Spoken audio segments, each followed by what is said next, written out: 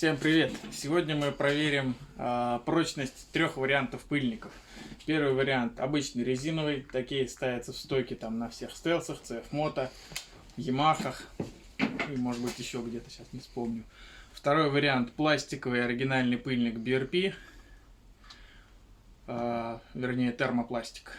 Вот. И третий вариант полиуретановые пыльники, которые сейчас активно рекламируют.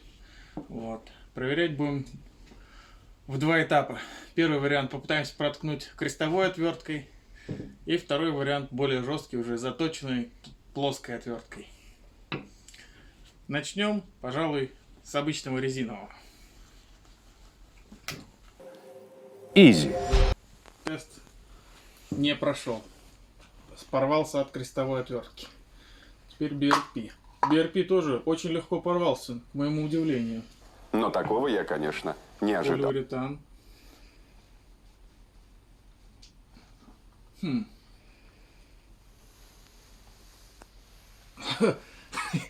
Давлю со всей силы, он не рвется.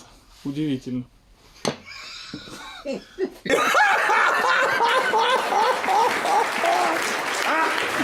Чего не смеетесь-то? Не смешно?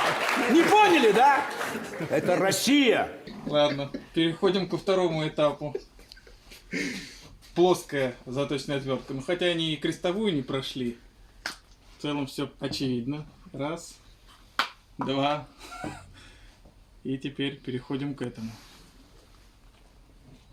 А он не рвется! Он не рвется. Я вижу отвертку, но он не рвется. Это чудо. А попробуй в более каком-нибудь тонком месте. Да, это самое Ну, где-нибудь в тонкое. середине.